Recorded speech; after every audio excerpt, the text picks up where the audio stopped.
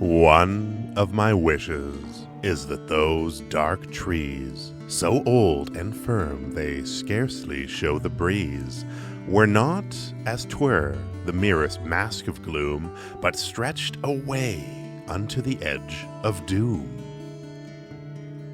I should not be withheld, but that some day into their vastness I should steal away, fearless of ever finding open land or highway where the slow wheel pours the sand.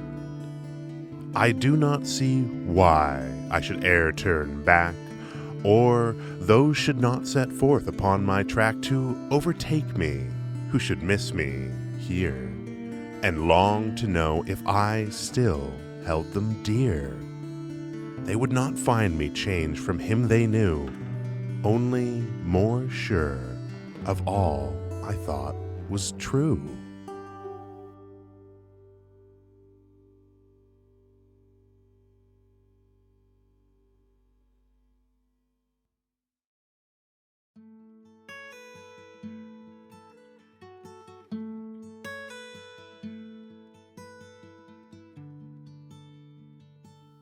I dwell in a lonely house I know, that vanished many a summer ago, and left no trace but the cellar walls, and a cellar in which the daylight falls, and the purple-stemmed wild raspberries grow.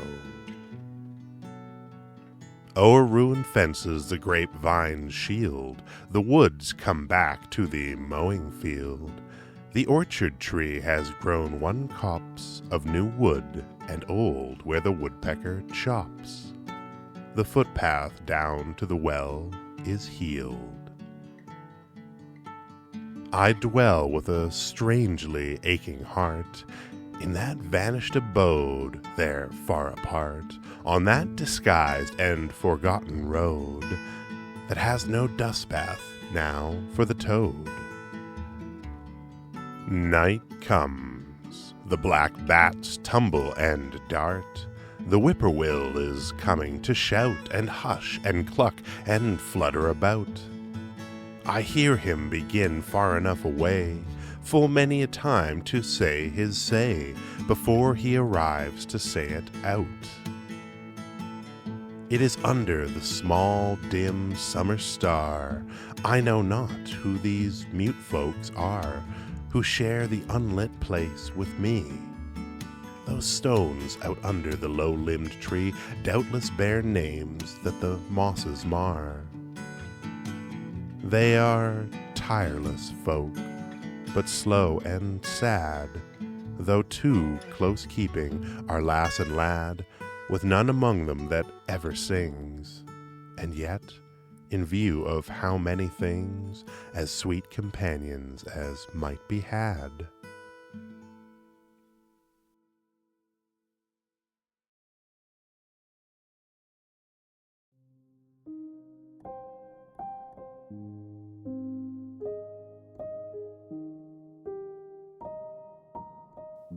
My sorrow, when she's here with me, thinks these days of autumn rain are beautiful as days can be.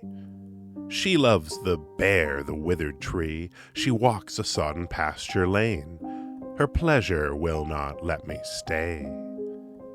She talks, and I am fain to list. She's glad the birds are gone away. She's glad her simple worsted gray is silver now with the clinging mist.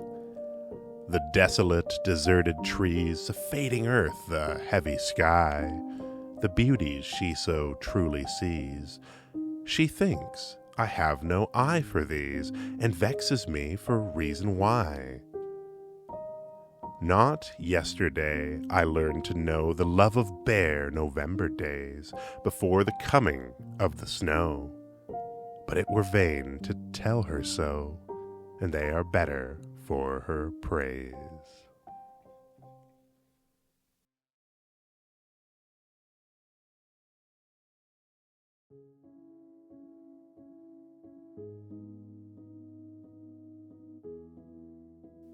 A stranger came to the door at eve, and he spoke the bridegroom fair. He bore a green-white stick in his hand, and, for all burden, care. He asked, with the eyes more than the lips, for a shelter for the night, and he turned and looked at the road afar without a window light.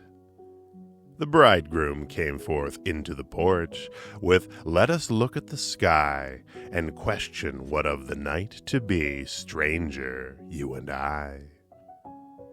The woodbine leaves littered the yard, the woodbine berries were blue.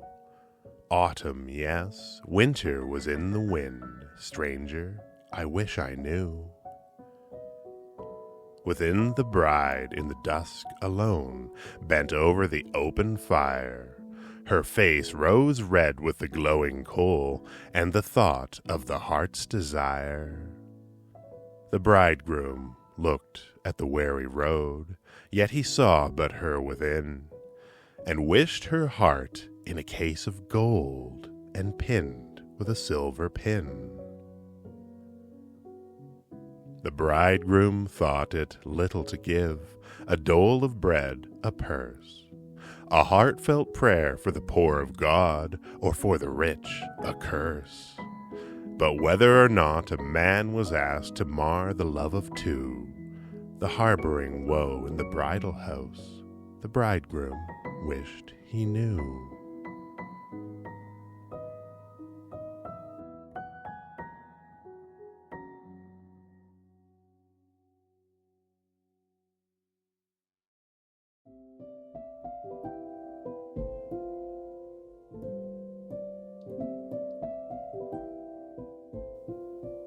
When I go up through the mowing field, the headless aftermath, smooth laid like thatch with the heavy dew, half closes the garden path. And when I come to the garden ground, the whir of sober birds, up from the tangle of withered weeds, is sadder than any words. A tree beside the wall stands bare, but a leaf that lingered brown, disturbed, I doubt not, by my thought, comes softly rattling down. I end not far from my going forth, by picking the faded blue of the last remaining aster flower to carry again to you.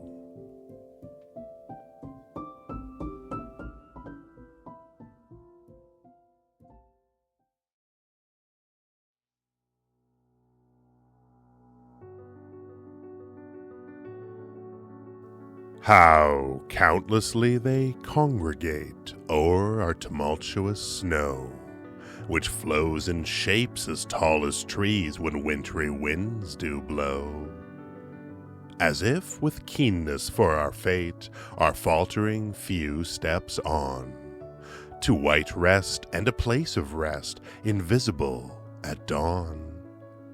And yet, with neither love nor hate, those stars like some snow white, Minerva's snow-white marbled eyes, without the gift of sight.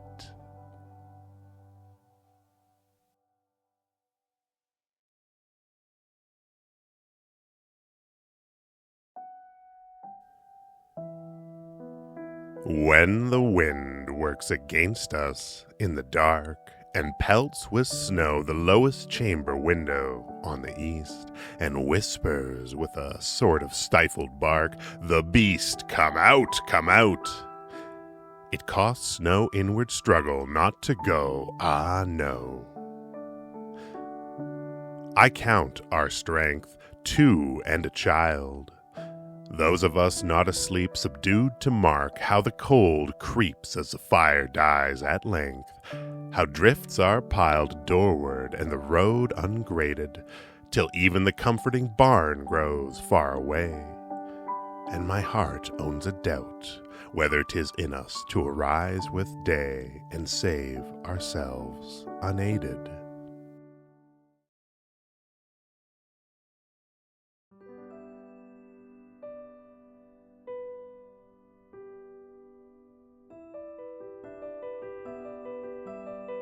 Lovers, Forget your love, and list to the love of these. She a window flower, and he a winter breeze. When the frosty window veil was melted down at noon, and the caged yellow bird hung over her in tune, he marked her through the pane he could not help but mark, and only passed her by to come again at dark. He was a winter wind, concerned with ice and snow, dead weeds and unmated birds, and little of love could know. But he sighed upon the sill, he gave the sash a shake, and witnessed all within what lay that night awake. Perchance he half prevailed to win her for the flight from the firelit looking-glass and warm stove window light. But the flower leaned aside and thought of naught to say, and morning found the breeze 100 miles away.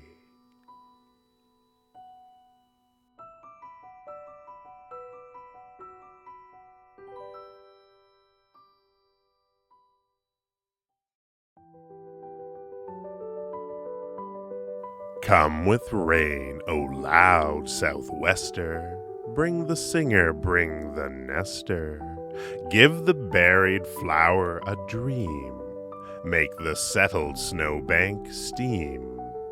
Find the brown beneath the white, but whatever you do tonight, bathe my window, make it flow, melt it as the ices go. Melt the glass and leave the sticks like a hermit's crucifix.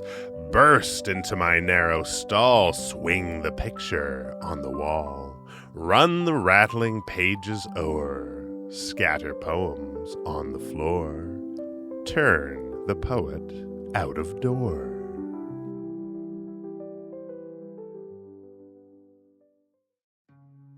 Oh, give us pleasure in the flowers today, and give us not to think so far away as the uncertain harvest. Keep us here, all simply in the springing of the year. Oh, give us pleasure in the orchard white, like nothing else by day, like ghosts by night. And make us happy in the happy bees, the swarm dilating round the perfect trees. And make us happy in the darting bird that suddenly above the bees is heard, the meteor that thrusts in with needle bill and off a blossom in midair stands still. For this is love, and nothing else is love, the which it is reserved for God above to sanctify to what far ends he will, but which it only needs that we fulfill.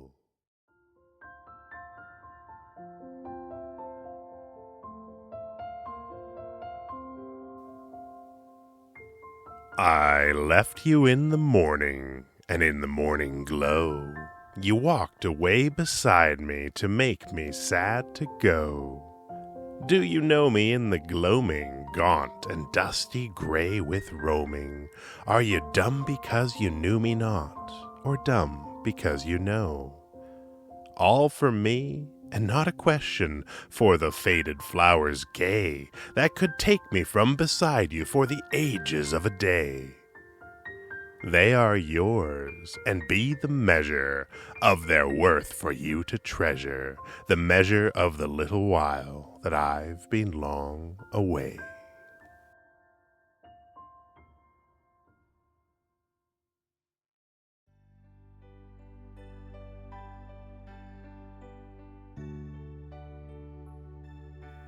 A saturated meadow, sun-shaped and jewel-small, a circle scarcely wider than the trees around were tall, where the winds were quite excluded, and the air was stifling sweet, with the breath of many flowers, a temple of the heat.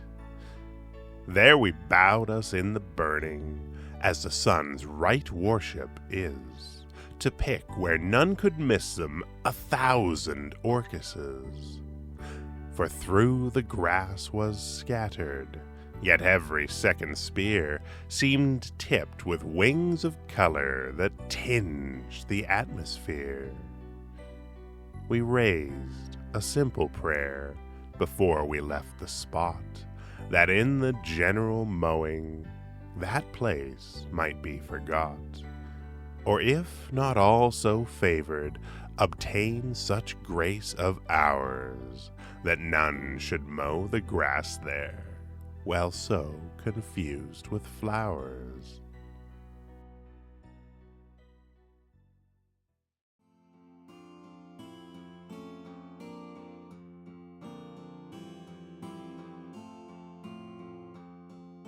A house that lacks, seemingly mistress and master, with doors that none but the wind ever closes. Its floor all littered with glass and with plaster, it stands in a garden of old-fashioned roses. I pass by that way in the gloaming with Mary. I wonder, I say, who the owner of those is.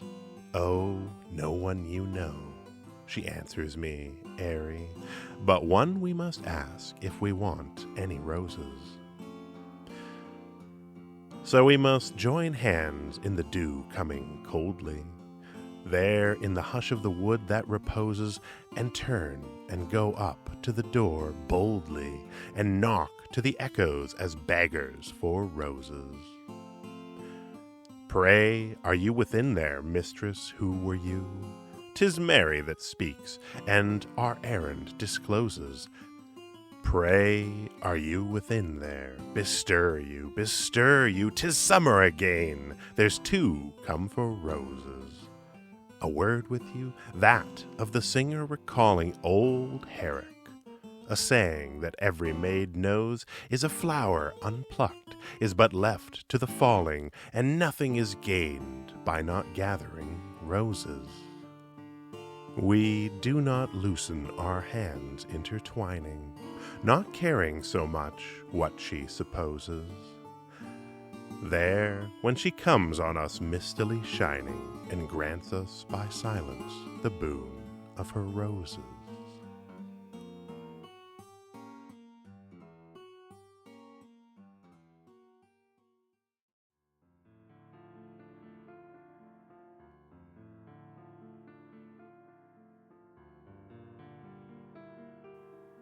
What things for dream there are, when spectre-like moving among tall haycocks lightly piled, I enter alone upon the stubble field, from which the laborers' voices late have died, and in the antiphony of afterglow and rising full moon, sit me down upon the full moon side of the first haycock, and lose myself amid so many alike. I dream upon the opposing lights of the hour, preventing shadow until the moon prevail. I dream upon the night hawks peopling heaven, each circling each with vague unearthly cry, or plunging headlong with fierce twang afar. And on the bat's mute antics, who would seem dimly to have made out my secret place, only to lose it when he pirouettes, and seek it endlessly with purblind haste. On the last swallow's sweep, and on the rasp, in the abyss of odor and rustle at my back, that, silenced by my advent, finds once more, after an interval, his instrument, and tries once, twice, and thrice if I be there. And on the worn book of old golden song I brought not here to read, it seems but hold and freshen in the air of withering sweetness, but on the memory of one absent most, for whom these lines when they shall greet her eye.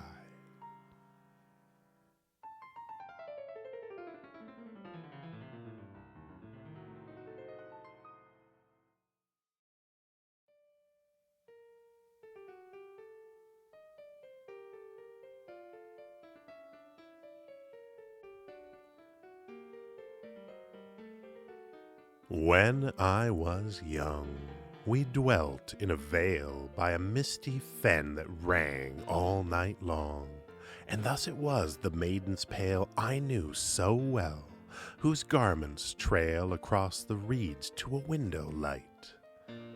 The fen had every kind of bloom, and for every kind there was a face and a voice that has sounded in my room across the sill from the outer gloom. Each came singly unto her place, but all came every night with the mist, and often they brought so much to say of things of moment to which they wist. One so lonely was fain to list, that the stars were almost faded away before the last went, heavy with dew, back to the place from which she came, where the bird was before it flew, where the flower was before it grew, where the bird and flower were one and the same. And thus it is I know so well why the flower has odor, the bird has song. You have only to ask me, and I can tell. No, not vainly there did I dwell, nor vainly listen all night long.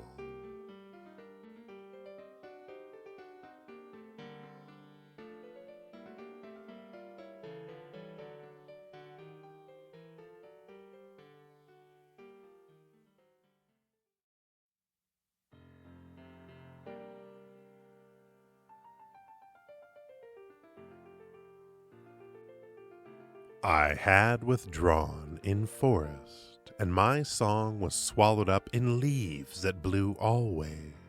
And to the forest edge you came one day, this was my dream, and I looked and pondered long, but did not enter, though the wish was strong.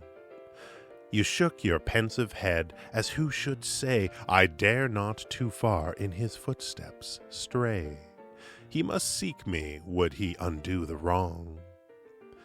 Not far, but near, I stood and saw it all. Behind low boughs the trees let down outside, and the sweet pang it cost me not to call and tell you that I saw you does still abide. But 'tis not true that this I dwelt aloof, for the wood wakes, and you are here for proof.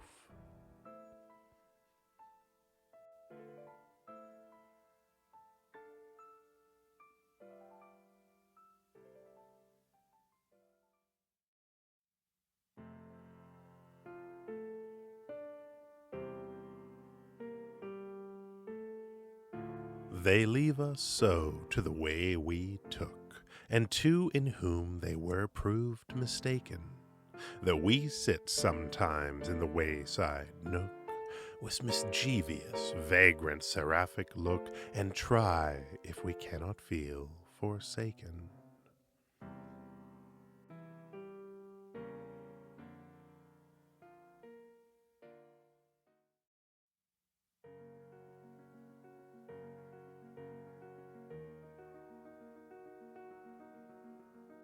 If, tired of trees, I seek again mankind, well, I know where to hie me in the dawn, to a slope where the cattle keep the lawn.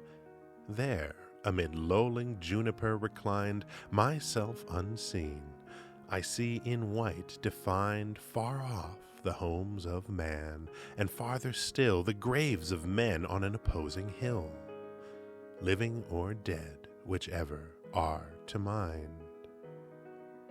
And if by noon I have too much of these, I have but to turn on my arm, and lo, the sunburned hillside sets my face aglow.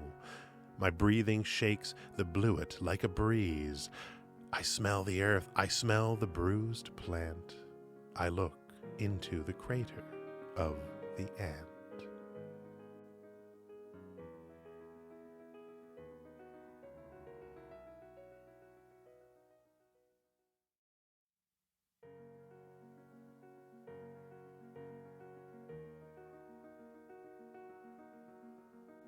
There was never a sound beside the wood but one, And that was my long scythe whispering to the ground.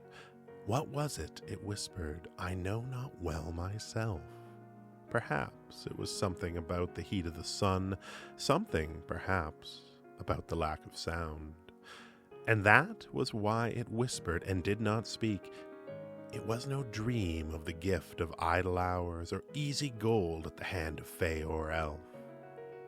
Anything more than the truth would have seemed too weak to the earnest love that laid the swale in rows, not without feeble-pointed spikes of flowers, pale orchises, and scared a bright green snake. The fact is the sweetest dream that labor knows, my long scythe whispered and left the hay to make.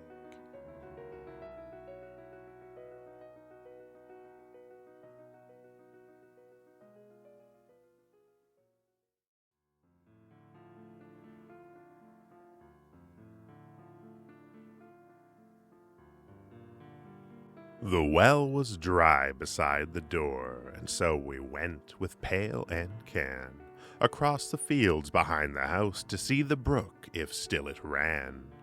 Not loath to have excuse to go, because the autumn eve was fair, though chill, because the fields were ours, and by the brook our woods were there.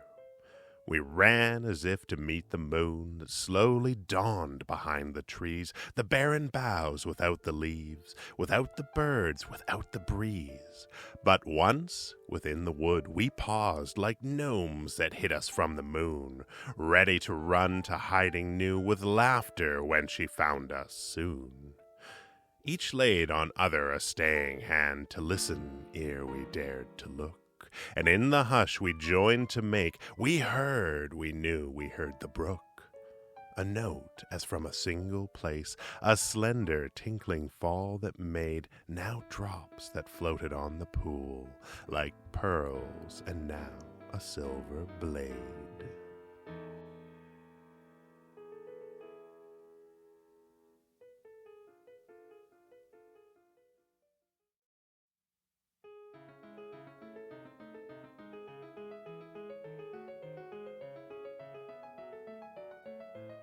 We make ourselves a place apart, behind light words that tease and flout. But, oh, the agitated heart, till someone find us really out.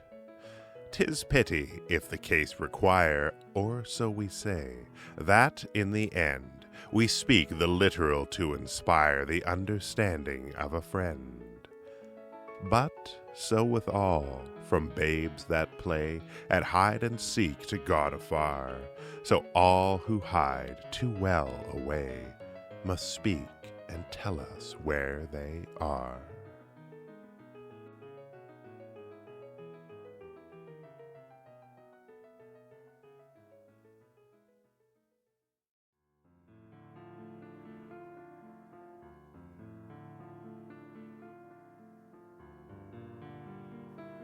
Even the bravest that are slain shall not dissemble their surprise on waking to find valor reign, even as on earth in paradise. And where they sought without the sword wide fields of asphodel forever, to find that the utmost reward of daring should be still to dare. The light of heaven falls whole and white, and is not shattered into dyes. The light forever is morning light. The hills are verdured pasture-wise. The angel hosts with freshness go, and seek with laughter what to brave, and binding all in the hushed snow of the far distant breaking wave. And from a cliff top is proclaimed the gathering of the souls for birth, the trial of existence named the obscuration upon earth. And the slant spirits trooping by, in streams and cross and counter streams, can but give ear to that sweet cry, for its suggestion of what dreams. And the more the loitering are turned to view once more the sacrifice of those who for some good discerned will gladly give up paradise. And a white shimmering concourse rolls towards the throne to witness there the speeding of devoted souls, which God makes his especial care. And none are taken but who will, having first heard the life read out, that opens earthward good and ill beyond the shadow of a doubt, and very beautifully God limns, and tenderly life's little dream, but not extenuates or dims, setting the thing that is supreme. Nor is there wanting in the press some spirit to stand simply forth, heroic in its nakedness, against the uttermost of earth.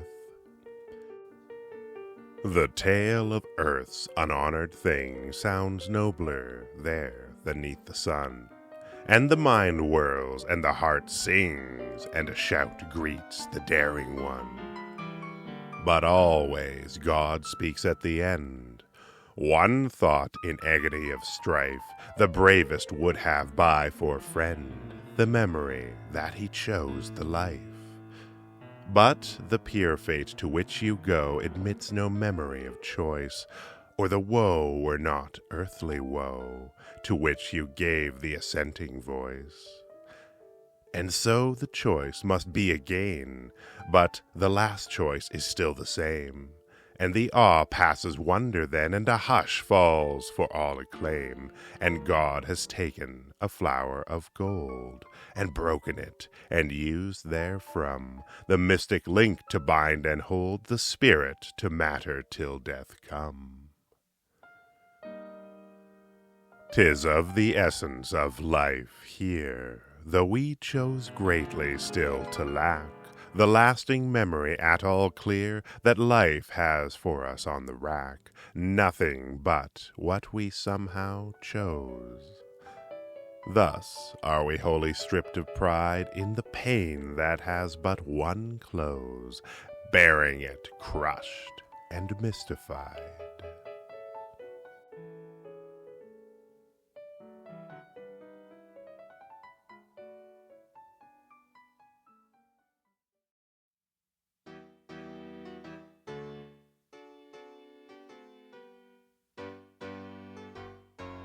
Thus of old the Douglas did. He left the land as he was bid, with the royal heart of Robert the Bruce, in a golden case with a golden lid, to carry the same to the Holy Land. By which we see and understand that that was a place to carry a heart, at loyalty and love's command, and that was the case to carry it in. The Douglas had not far to win before he came to the land of Spain, where long a holy war had been against the too victorious Moor. And there his courage could not endure not to strike a blow for God before he made his errand sure.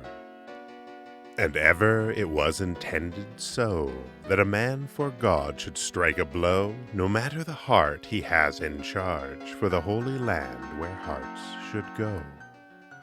But when in battle the foe were met, the Douglas found him sore beset, with only strength of the fighting arm, for one more battle passage yet. And that as vain to save the day as bring his body safe away, only a signal deed to do, and a last sounding word to say. The heart he wore in a golden chain he swung and flung forth into the plain, and followed it, crying heart or death, and fighting over it perished fain. So may another do of right give a heart to the hopeless fight, the more of right the more he loves. So may another redouble might for a few swift gleams of the angry brand, scorning greatly not to demand an equal sacrifice with his, the heart he bore to the Holy Land.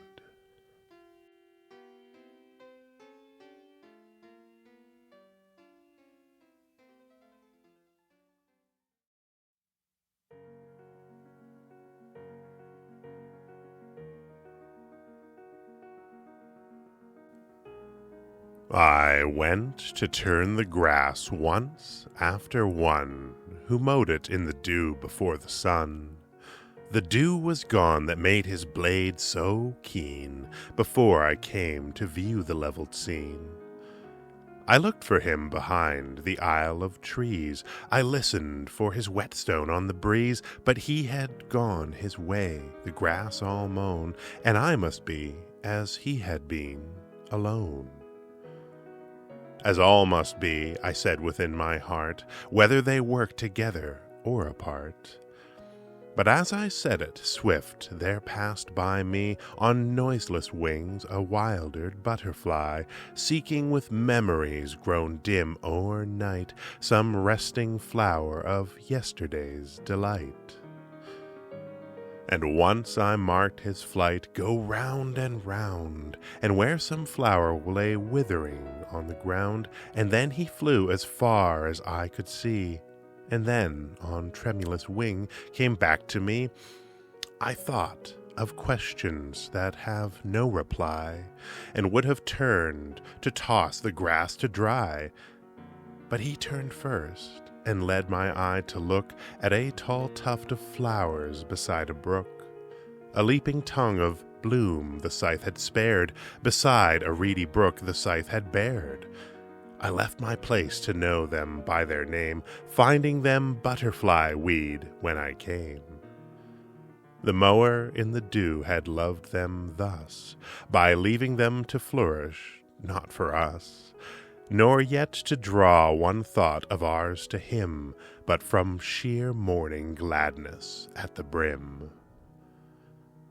The butterfly and I had lit upon, nevertheless, a message from the dawn, that made me hear the wakening birds around, and hear his long scythe whispering to the ground. A kindred spirit to my own, so that henceforth I worked no more alone, but glad with him I worked as with his aid, and wary sought at noon with him the shade, and dreaming, as it were, held brotherly speech with one whose thought I had not hoped to reach. Men work together, I told him from the heart, whether they work together or apart.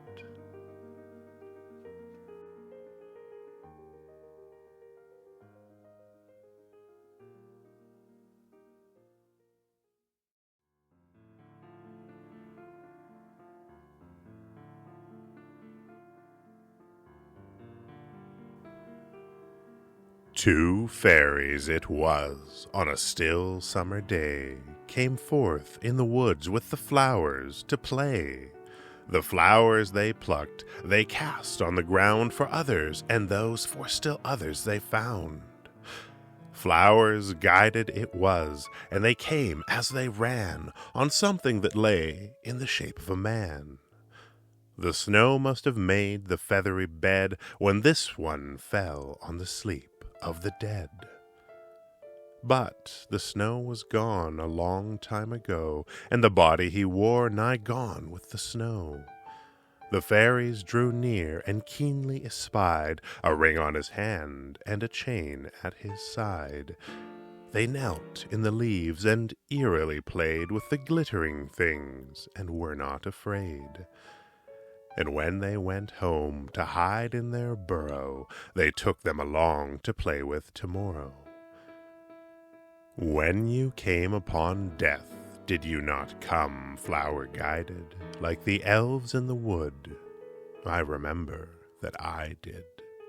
But I recognized death with sorrow and dread, and I hated and hate the spoils of the dead.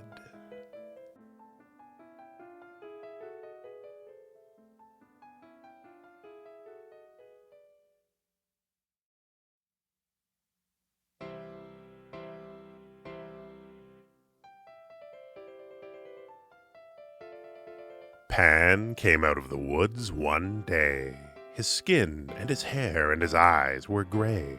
The gray of the moss of the walls were they, and stood in the sun and looked his fill at the wooded valley and wooded hill. He stood in the zephyr, pipes in hand, on a height of naked pasture land. In all the country did he command. He saw no smoke, and he saw no roof. That was well, and he stamped his hoof. His heart knew peace, for none came here to this lean feeding save once a year. Someone to salt the half-wild steer, or homespun children with clicking pails, who see no little, they tell no tales. He tossed his pipes, too hard to teach, a new world song far out of reach, for a sylvan sign that the blue jays screech, and the whimper of hawks beside the sun were music enough for him for one. Times were changed from what they were. Such pipes kept less power to stir. The fruited bough of the juniper and the fragile bluets clustered there, than the merest aimless breath of air. They were pipes of pagan mirth, and the world had found new terms of worth. He laid him down on the sunburned earth, and ravelled a flower, and looked away. Play, play, what should he play?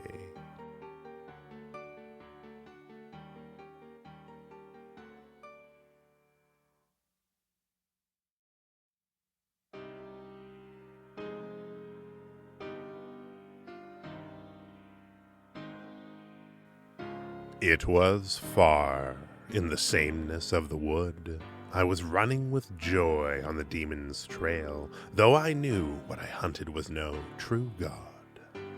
It was just as the light was beginning to fail that I suddenly heard all I needed to hear. It has lasted me many and many a year. The sound was behind me instead of before, a sleepy sound, but mocking, half, as of one who utterly couldn't care.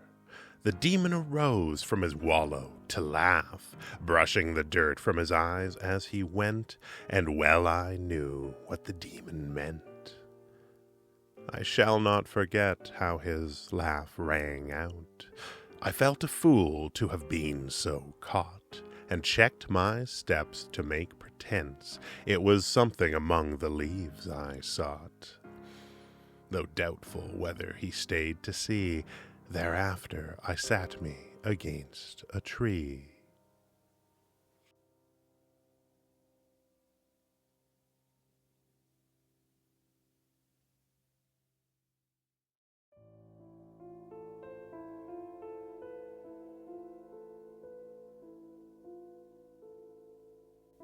Now close the windows and hush all the fields. If the trees must, let them silently toss.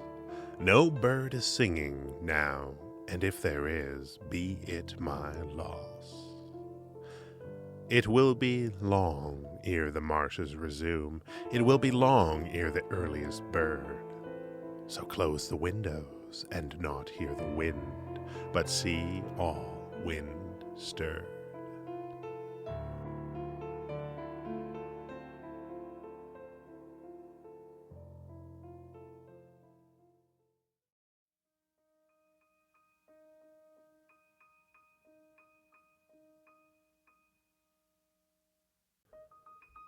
The line-storm clouds fly tattered and swift.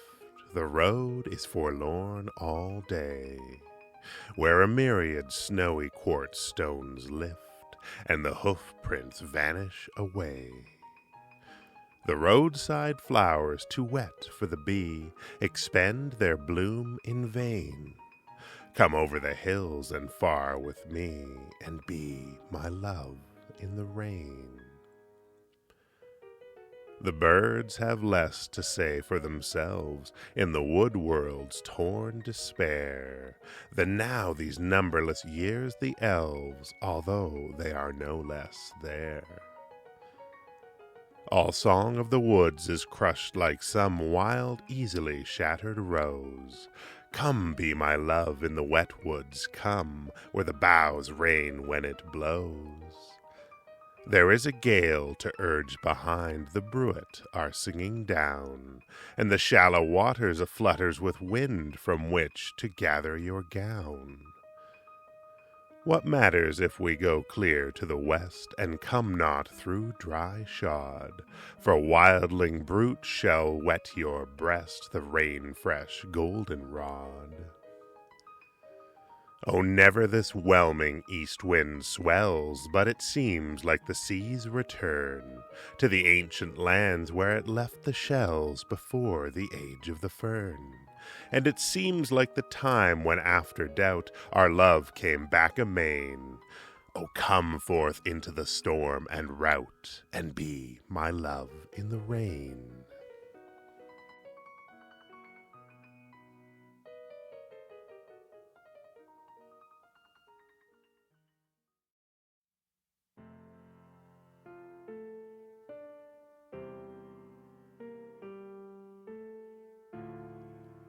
Oh, hushed October morning mild, the leaves have ripened to the fall.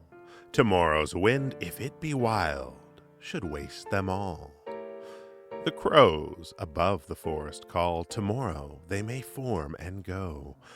O hushed October morning mild, begin the hours of this day slow, make the day seem to us less brief. Hearts not adverse to being beguiled, beguile us in the way you know. Release one leaf at the break of day, at noon release another leaf. One from our trees, one far away, retard the sun with a gentle mist, enchant the land with amethyst, slow, slow.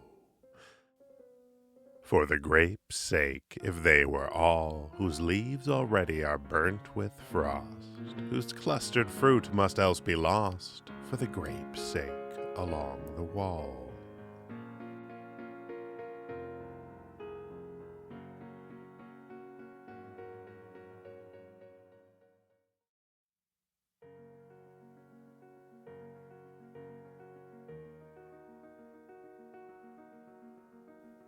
Thine emulous fond flowers are dead too, and the daft sun assaulter, he that frightened thee so oft, is fled or dead. Save only me, nor is it sad to thee, save only me. There is none left to mourn thee in the fields, the grey grass is not dappled with the snow. Its two banks have not shut upon the river, but it is long ago. It seems forever since I first saw thee glance with all the dazzling other ones in airy dalliance, precipitated in love, tossed, tangled, world and world above like a limp rose wreath in a fairy dance. When that was, the soft mist of my regret hung not on all the land, and I was glad for thee, and glad for me, I wist. Thou didst not know, who tottered wandering on high, that fate had made thee for the pleasure of the wind, with those great careless wings, nor yet did I. And there were other things.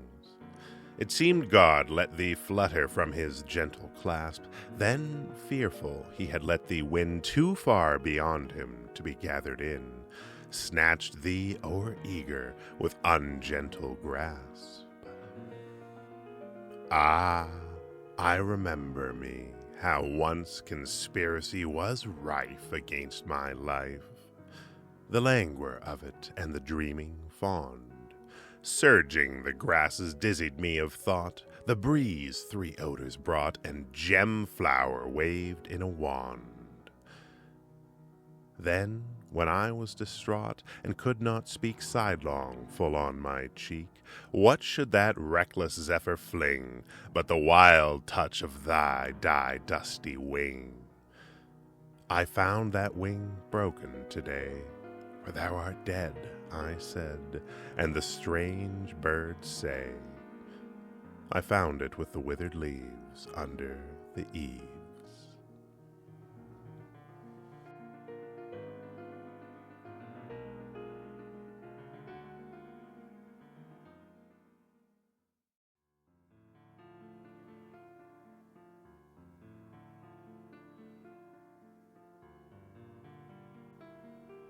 Out through the fields and the woods, and over the walls I have wended. I have climbed the hills of view, and looked at the world, and descended. I have come by highway home, and lo, it is ended. The leaves are all dead on the ground, save those that the oak is keeping to ravel them one by one, and let them go scraping and creaking out over the crusted snow when others are sleeping. And the dead leaves lie huddled and still, no longer blown hither and thither. The last lone aster is gone, the flowers of the witch hazel wither. The heart is still aching to seek, but the feet question whither. Ah, when to the heart of man was it ever less than a treason to go with the drift of things, to yield with a grace to reason, and bow and accept the end of a love or a season?